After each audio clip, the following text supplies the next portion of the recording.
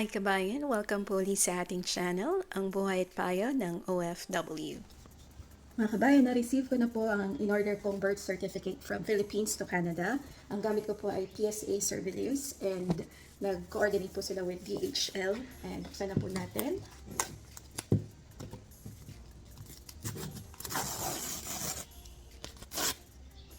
Okay. Nakalagay pa siya sa envelope. Buksan natin. Oops.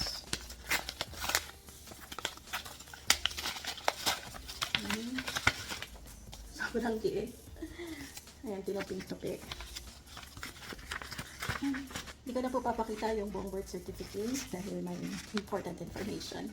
Ito naman po yung resibo galing sa PSA Service. Meron na tayong na-create na video before sa pag-order ng birth certificate via PSA Service. Kaya lang lately maraming katanungan ng ating mga kababayan. Ito ay dahil nagkaroon ng update ang PSA Service. Meron silang in-email before na nagkaroon ng security issue kaya siguro nagkaroon sila ng update. Kaya sa video na ito, ay ipapakita ko sa inyo yung pinaka-latest na process ng pag-order ng birth certificate via PSA Service. Na-record ko po ang video na ito June 11, 2026. Kaya kung kailan nyo po napanood ang video na ito, i-double check nyo po kung may update para siguradong latest pa rin itong pinapanood nyo.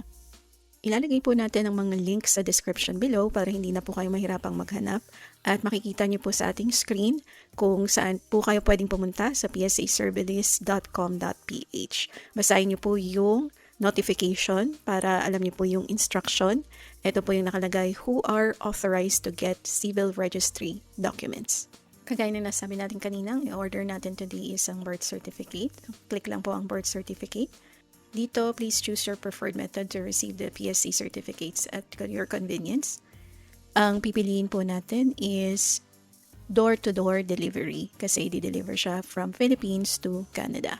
After you maklik yung request now, ang next page is yung terms and conditions and data privacy notice. Dito sa page na ito, importante na i-scroll down nyo hanggang sa baba yung terms and condition and data privacy notice. And makikita nyo sa bandang kaliwa sa baba ng terms and condition, yung I agree to the terms and conditions, kailangan po nang i-check mark nyo.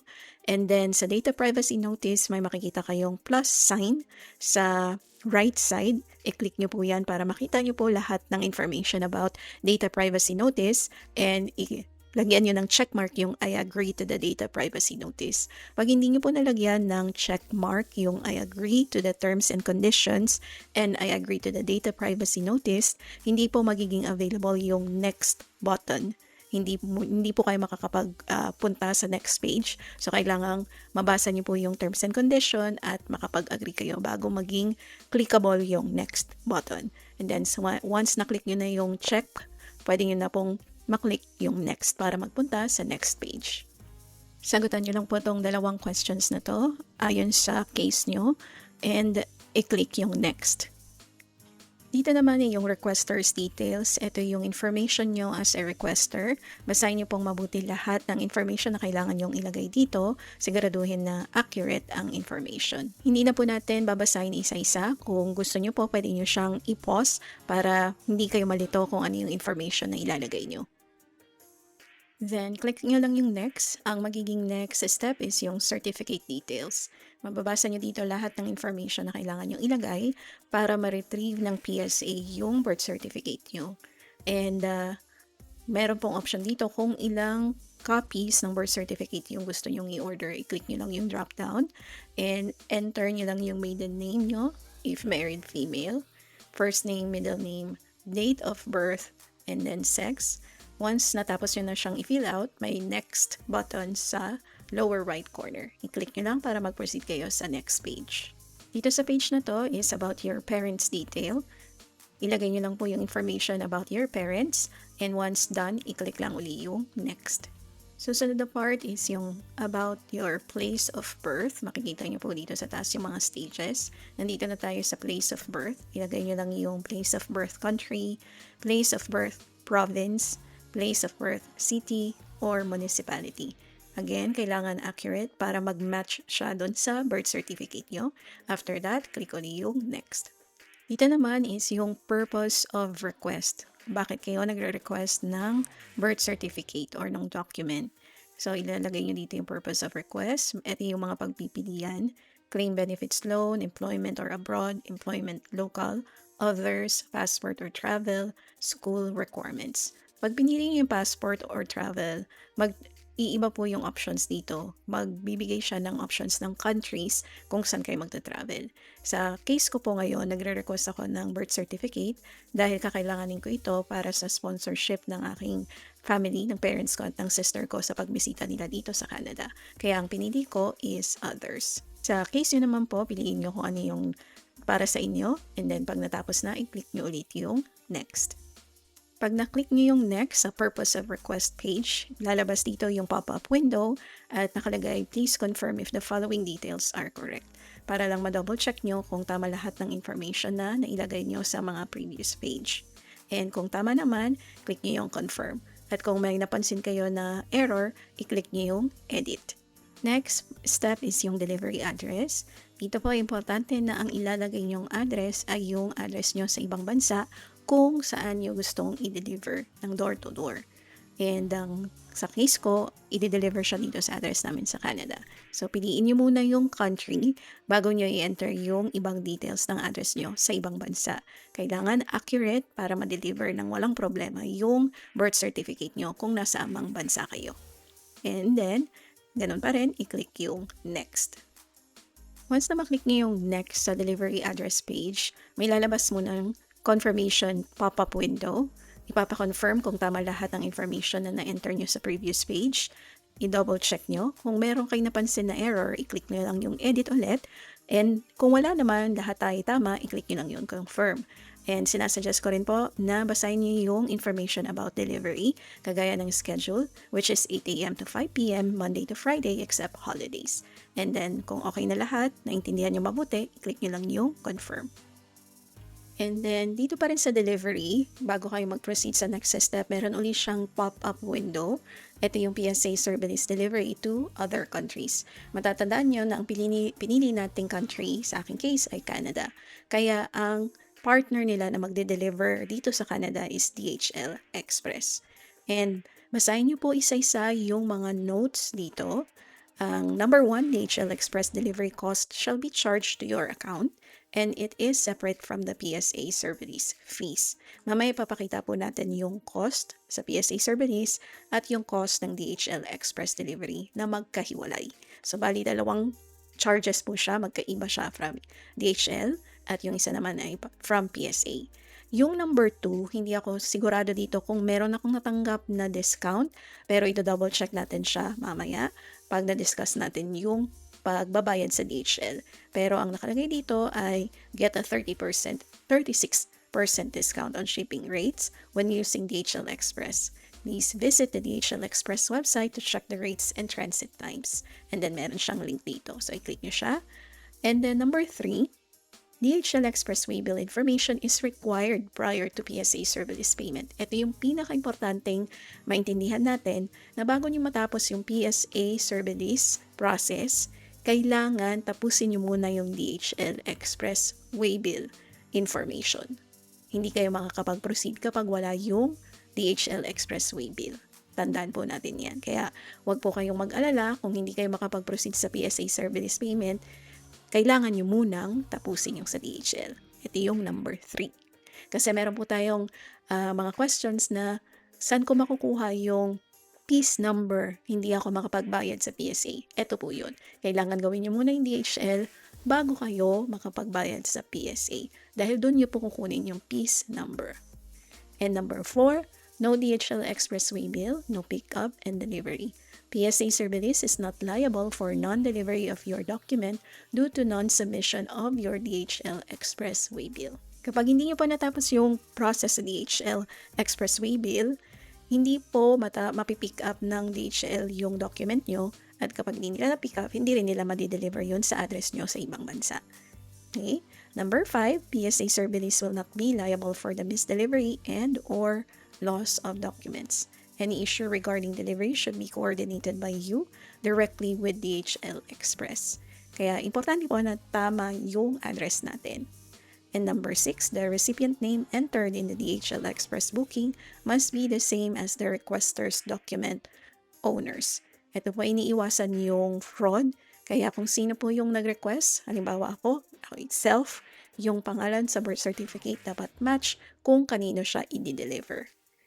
And then, pag natapos nyo na pong basahin itong mabuti, tsaka nyo na i-click yung I will avail of DHL Express Delivery.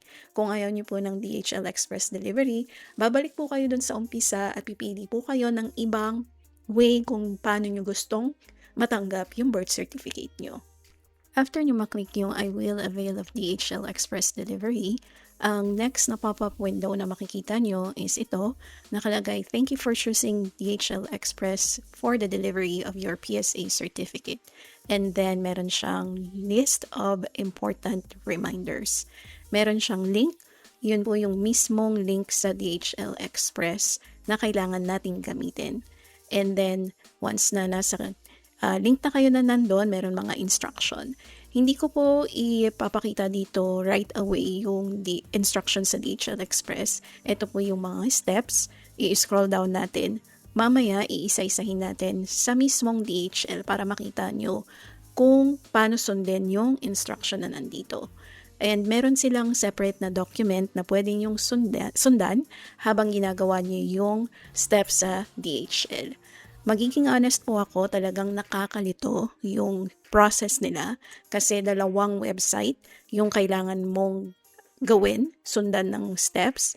And sana itong video natin is somehow makatulong sa inyo na mabawasan yung kalituhan sa steps ng PSA service at ng DHL. Hindi siya ganun kadali, confusing, hindi smooth yung process, pero susubukan nating mabawasan yung confusion na yun dito sa video na ito. I strongly recommend pa rin po na basahin nyo lahat ng instruction na provided dito para magkaroon kayo ng idea kung anong information yung kakailangan ninyo. And ipapakita natin yung step by step later. And once nagawa nyo na at nabasa nyo na, i-click nyo lang yung accept button. After clicking accept, ito na yung next page. Nandito na tayo sa review summary. Third to the last step. And makikita nyo yung information and makikita nyo dito yung amount na babayaran nyo for the birth certificate only. Hindi kasama yung delivery. As mentioned, magkahiwalay siya. So, 6 USD or $6 yung bayad sa birth certificate. So, i-review nyo mabuti lahat ng information na nakalagay dito sa request summary. Siguraduhin na tama lahat. And then, kapag tama lahat, pwede nyo na pong i-click yung confirm. Pwede kayong mag-add ng new request kung meron pa kayong ibang document na gusto nyong kuhanin. Halimbawa, Senomar, pwede kayong mag-add new request dito para hindi na kayo magsa-separate ng request. Kung okay na lahat, i-click nyo lang yung confirm. After ng review summary, ang next naman na step is yung acknowledgement. Dito makikita niyo yung reference number. I-take note niyo po yung reference number at magsasend din siya ng email. And ipapakita rin sa inyo dito yung request summary, yung amount, and yung contact and delivery information. And ilalagay din po sa baba yung mga reminders or important reminders. And once nabasa nyo na lahat ng reminders, pwede nyo nang i-click yung proceed to payment na makikita nyo dito sa side na ito. After maklik yung proceed to payment button, may magpa-pop up na window ulit. Ito na yung DHL Express Waybill information. Dito maraming katanungan ng ating mga kababayan kung saan hahanapin yung piece number. Ang piece number at confirmation number ay makukuha lamang kapag natapos nyo na yung process sa DHL Express website. Kaya dito muna tayo mag-i-stop sa PSA service. Iwanan lang natin tong open. And kung sakaling aksidenteng maklose nyo, huwag kayong mag-alala kasi pwede kayong bumalik dito dahil meron kayong reference number. Ilagay nyo lang po muna itong window na ito or tab na naka-open. At ang magiging next step na natin ay sa DHL. Kapag natapos na natin yung sa DHL, tsaka tayo babalik dito. So, ipopause muna natin yung step natin dito sa PSA service at pupunta muna tayo sa DHL Express Waybill para makuha natin yung piece number at confirmation number. Kagaya ng sabi dito, if you do not have this information, please create a shipment via the DHL Express website. Ito po yung i-click yung link para sigurado na nasa tamang website kayo ng DHL. And para makuha niyo yung step-by-step process, i-click nyo po ito. At makukuha niyo yung PDF form ng step-by-step ng pag-i-schedule ng pickup at delivery sa DHL Express. Once na-click nyo yung link para makita yung steps for shipment sa DHL Express for delivery, makikita nyo po itong PDF file. Meron siyang 6 pages. Ito yung step-by-step process na susundin nyo para makapag-schedule kayo ng pick-up at delivery sa bansa kung saan kayo nakatira ngayon. And kung hindi nyo nakita ito or hindi nyo na-i-download, ilalagay ko po yung link sa description below. Ngayon, susundin na natin yung steps na nakalagay dito sa PDF file. Pwede kayo magpunta sa DHL through this link or pwede nyo siyang scan sa inyong mobile device like your cellphone or iPad or tablet using this QR code. Personally, mas madali sa akin yung link kasi mag-order ako or magpa-process ako using my laptop. Kaya ito yung gagawin ko. Ang technique na ginawa ko para hindi ako malito while doing the process for DHL, mag-right click ako. And then, i-open ko yung link sa new window. And once open na siya, ilalagay ko sila side by side para makita ko yung dalawang pages. So, nasa sa inyo na kung ano yung gusto nyo nasa left or nasa right. Mas preferred ko na nasa right yung DHL window, kaya i-click ko siya. And then, nakikita ko dito yung instruction. At the same time, nakikita ko dito yung website ng DHL. And then, dito, nasa sa inyo na yung pag-consent. Sa akin, strictly necessary only. And dyan ko na susundin yung step by step. Ang number 2, kailangan nating enter yung passcode which is DHL PSA para ma-access nyo yung My DHL Plus. Pwede nating i-type or pwede nating i-copy. Ilalagay natin siya dito. And submit supplier passcode. And maglo-load siya. Ito na. Dito kayo dapat pumunta. Kaya importanteng sundin yung step-by-step instruction na provided ng PSA service for DHL Express. And then, before kayo mag-proceed, basahin niyo yung mga reminders from number 3 to 10. Importante niyo pong malaman yung reminders bago kayo mag-decide na magpo-proceed kayo. And scroll down nyo lang po for the next steps. And nagawa na natin itong step na to. Ang susunod na step naman is ito. Itong step na to is if gumagamit kayo ng tablet or ng mobile phone which is hindi naka-full site yung page nyo. Kaya i-click nyo yung full site. Pero dahil ngayon gumagamit tayo ng laptop, hindi natin to kailangan gawin. Ang next step na natin is ito. Makikita nyo dito, home ship. Ito siya. And then, i-click natin to. Makikita natin yung create a shipment which is the same dito. Click natin yung create a shipment.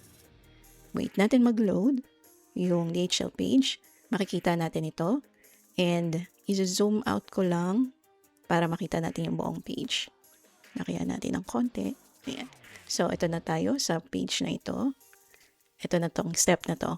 Click the yellow icon or the address book. Select Unisys PSA address. Ito to. Makikita niyo tong address book. I-click niyo po yan. And, meron siyang nakalagay na kagad na default PSA service. I-click nyo po yan. And makikita nyo, automatic nag-populate yung information ng PSA service. Ibig sabihin, wala na kayong kailangan gawin dito. Kompleto na agad yung information ng PSA service. Nakalagay na yung company name, country, address, postal code, city, email address, and yung phone number nila. So, na-auto-populate na siya. Ang next step nyo na ay yung to address. Ito. So, kailangan yung ilagay yung pangalan nyo. Sa company, kung wala kayong company, pangalan nyo pa rin yung ilalagay. So, if no company name, use a name. Ang ginawa ko, pangalan ko pa rin yung nilagay. And then, country, ang pipiliin ko ay Canada. Yan. And saka siya mag-provide pa ng ibang fields para ma-enter nyo yung address nyo sa abroad. I-input nyo yung address nyo sa abroad. And kung hindi siya business address, i-check nyo yung residential address. So, nakalagay dito, shipping to a residential address provides flexible delivery options for your recipient.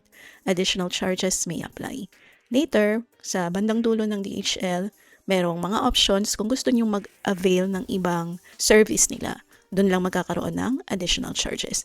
Pero kung hindi, wala namang additional charges. Dito naman is yung email address. Importante na ilagay nyo yung email address nyo para makareceive kayo ng notification sa status ng delivery.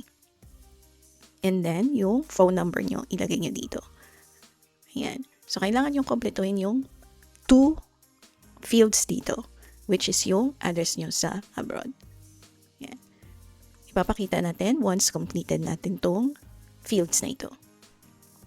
I-focus natin yung DHL Express page. So again, nandito na yung address ng PSA Service. And nandito yung name and address nyo sa abroad. And once na-complete yun na, magiging available na yung next button sa baba. Ito na yung next page. Makikita nyo dito yung from address, which is PSA Service. And then yung to address, which is yung address nyo sa abroad. Sa shipment details, i-keep nyo lang siya as documents. Ang importanteng part dito sa page na ito is yung certificates. Kailangan yung i-enter yung correct PSA Service reference number. Ganito yung format niya, which is generated siya nung nag-process tayo kanina sa PSA Service website. Para maalala po natin kung saan makukuha yung reference number, sa PSA Service po yan, na website, nasa acknowledgement part.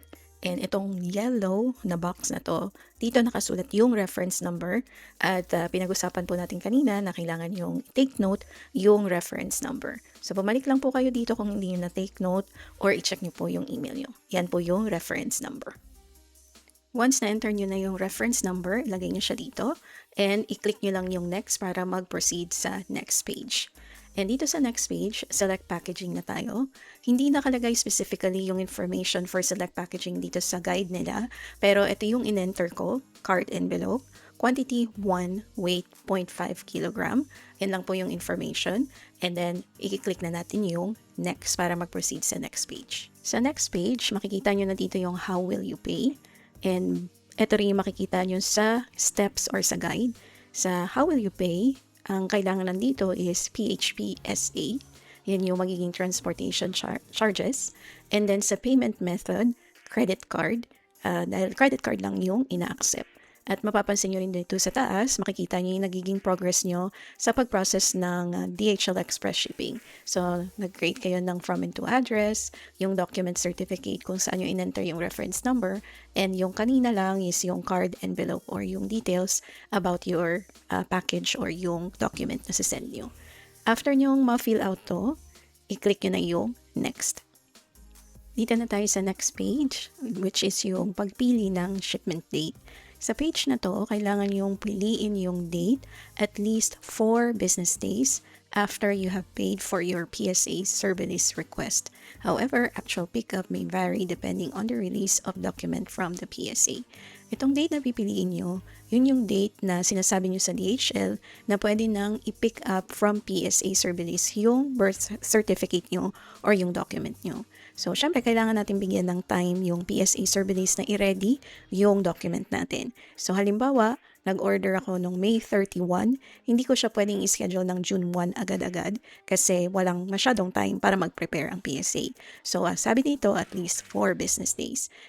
Kung gusto nyong mag-check pa ng ibang date, pwede nyong i-click yung plus sign dito sa more, plus, para makita nyo yung calendar at mag-select ng date. Halimbawa, ang napili nyo ay June 8, Monday, at ito yung magiging result dito, nakalagay not available for future date. So, hindi siya pwedeng mag-proceed kapag ganyan. Ang kailangan nyo pong gawin ay pumili kayo ng mas maaga-agang date, pwede nyong i-move siya ng early kesa sa future kasi hindi nyo siya may schedule. Kaya mag-select kayo ng better date na mabibigyan nyo ng at least 4 business days yung PSA at hindi naman sobrang tagal na hindi pa siya available. So, kailangan yung i-double check ito. At ang pinili natin ngayon ay June 5, Friday. Again, nag-order ako sa PSA or pinaprocess natin ito noong May 31, 2026. Ang pipiliin kong shipment date is June 5. At ito yung time na ipipick up ng DHL yung document from PSA Service.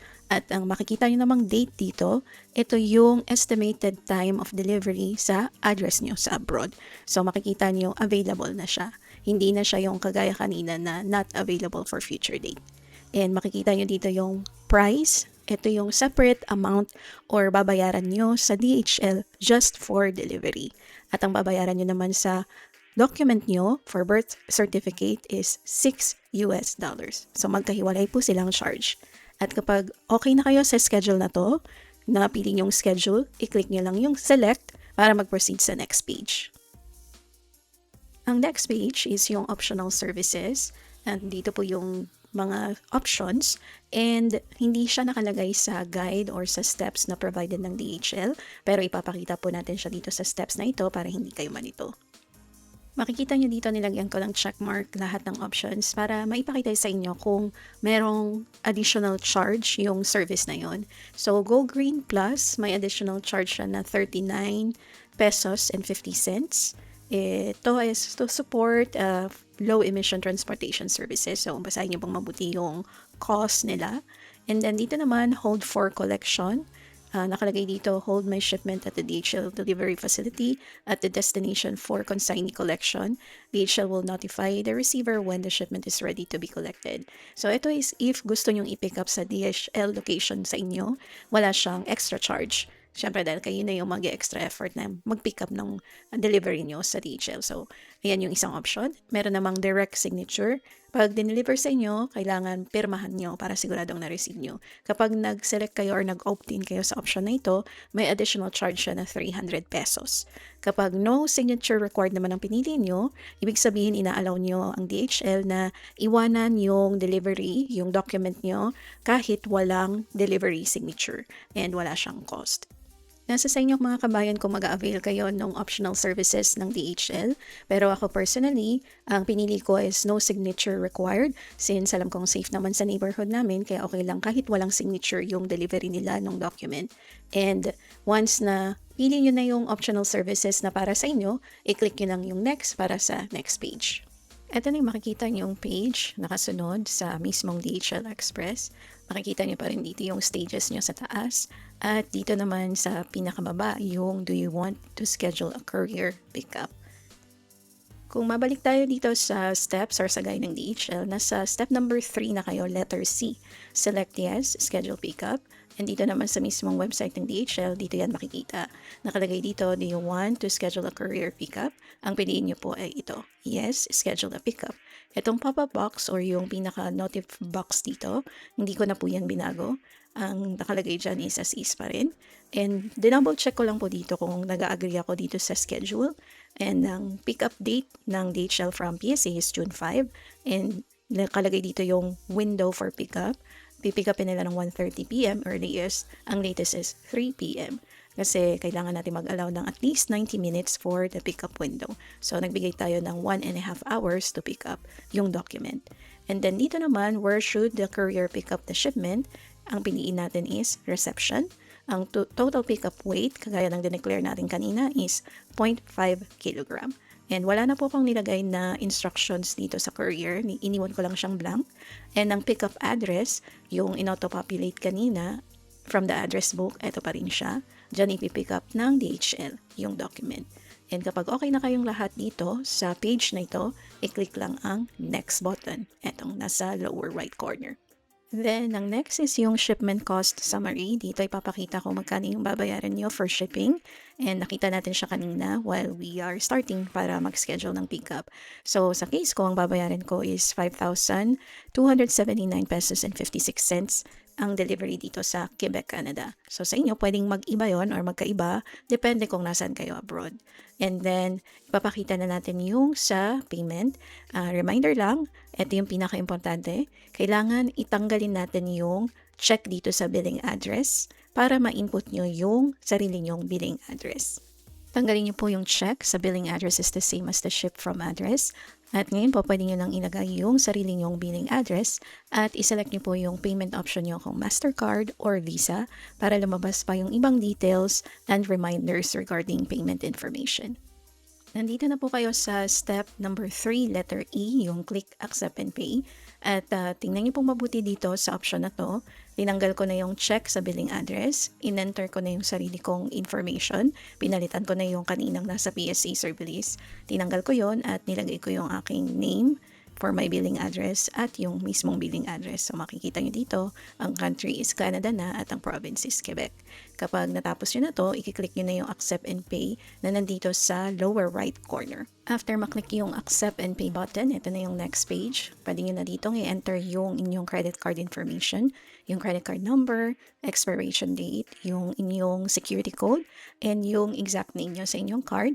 And ang total charges sa akin ng DHL for delivery from Philippines to Canada, including taxes, is 6,335 pesos and 47 cents. Sa Canadian dollars, it cost me $122.29 for DHL.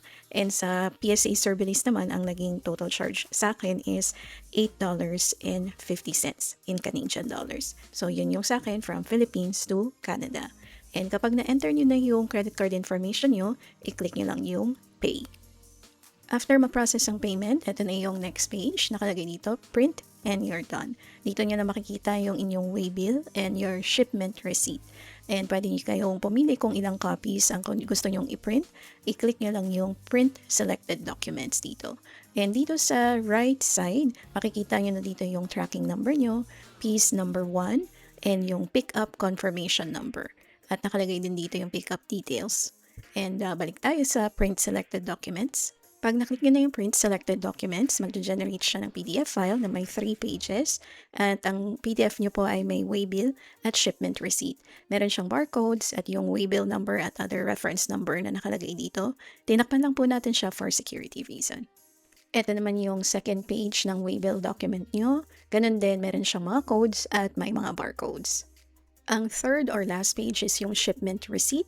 And pwede nyo siyang i-print itong buong document na to or i-save nyo muna sa computer. Ang mahalaga ay mag-copy kayo nito as reference if ever kailangan nyo mag-follow up ng tracking from DHL.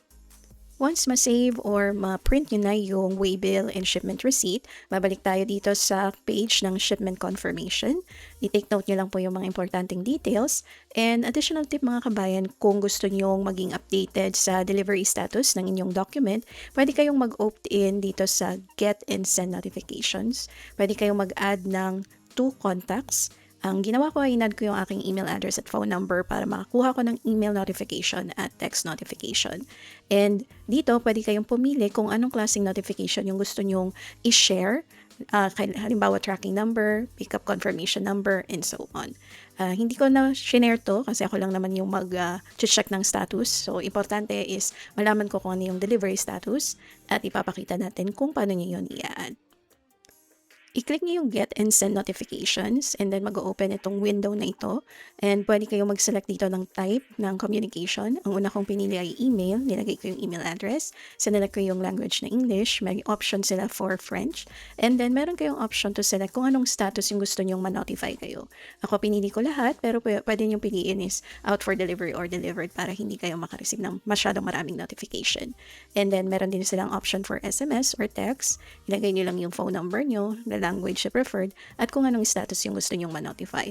Halimbawa, gusto nyong tanggalin, pwede nyong i-click yung remove, or kung pwede kayong gusto nyong mag-add, i-click nyo lang yung plus symbol. Pero ang sabi nila is 2 contacts yung masasendan nila per notification setting. So, okay na sa akin yung email and text sa aking email address and phone number. And then once done, i-click nyo lang yung notify para ma-save. Next is balikan natin yung ating mga tracking numbers. Unang-una yung piece number na nag-start sa JD0 at pickup confirmation number na nag-start sa CPJ. And i-take note nyo po ito dahil kakailanganin natin siya sa next step. Kung hindi nyo na-take note ito, makikita nyo rin ang tracking information na to sa inyong waybill confirmation, yung kaninang nasa PDF form. Once ma-enter na natin yung tracking number, pwede natin click yung submit para mag-proceed na tayo sa payment. Ngayon, pwede na tayong magbayad sa PSA Serbilis at ang pipiliin po natin is yung Pay Online Now.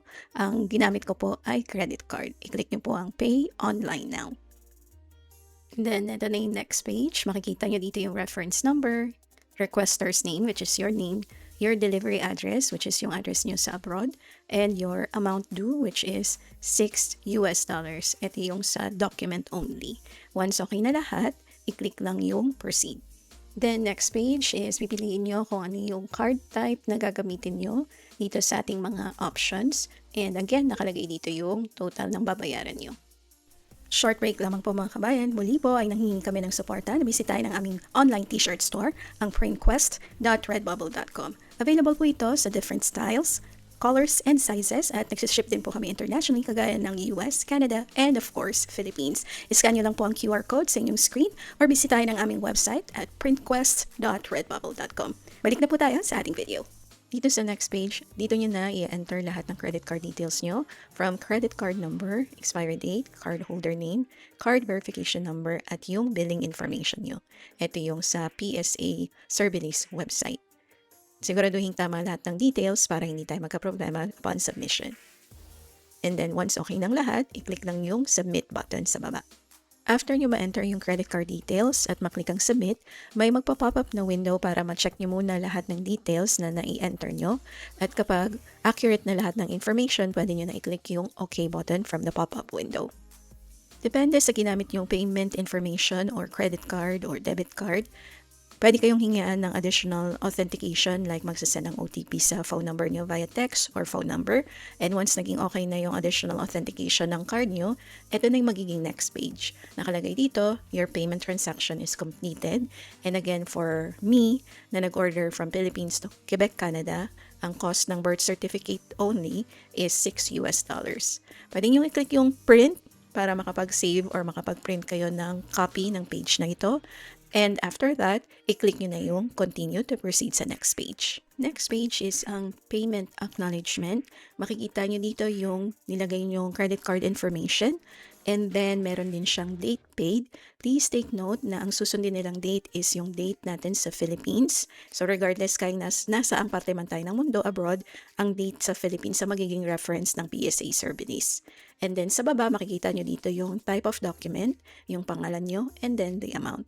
Please take note sa mga hindi pa nagpe-place ng order sa PSA Service na after payment is made, request cancellation can no longer be accepted. PSA Service adopts a no refund and no cancellation policy for all its services.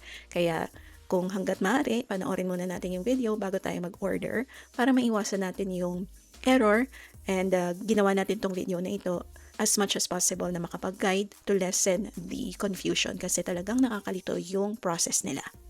At siya na nga po nagtatapos yung mga steps from PSA Service at DHL Express Delivery. Nakapag-place na kayo ng order ng inyong documents sa PSA Service at nakapag-schedule na rin kayo ng pickup at delivery from Philippines to your location abroad. So, ang susunod naman pong steps ay hintayin nyo na lang po yung status update from DHL kung kailan ma-deliver sa inyo yung inyong document. Gusto kong i-share sa inyo yung mga email notifications na natanggap ko galing sa PSA Service at DHL Express. Sa PSA Service, ang pagkakalala ko is required yung email address, kaya makaka-receive kayo via email, kaya importante na tama yung email address na ilalagay nyo. And then sa DHL Express naman, may option kayong to enter your email address or phone number para makareceive kayo ng SMS for notification. At makikita nyo dito sa email, nag-place ako ng order May 31. By the way, itong date na nasa email ko is yung date ko sa Canada.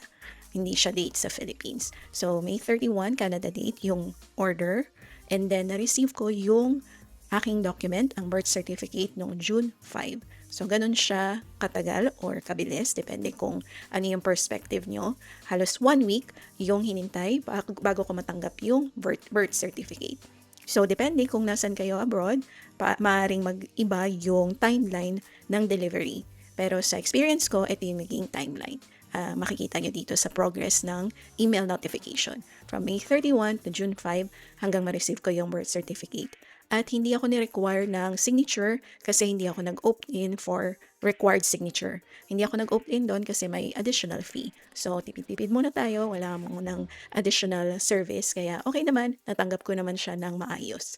At ipapakita ko ulit yung document na na-receive ko. Finally, natanggap na natin ang ating birth certificate na in-order natin via PSA Service at dineliver ng DHL Express. Pinapakita ko rin dito yung resibo from PSA which costing $6. Sana mga kabayan ay nakatulong sa inyo ang video na ito para mabawasan yung pagkalito natin sa pag-order ng ating document from PSA kagaya ng birth certificate. Nagkaroon tayo ng kalituhan sa unang process nila, lalong-lalo na nagkaroon sila ng update. Hopefully, this new video about ordering birth certificate is more clear. Ginawa ko po yung best ko para maipakita sa inyo yung step-by-step process para mabawasan yung kalituhan natin at maging successful yung pag-order natin at hindi masayang ang ating pera. Maraming salamat mga kabayan sa pagtapos ng mahaba-habang video natin tungkol sa birth certificate dahil talagang sinimulan natin from the start hanggang ma-receive yung document. At nakikiusap po ako sa inyo mga kabayan na sana ay mag-subscribe kayo para patuloy tayo makapag-create ng kapaki-pakinabang na videos kagaya nito.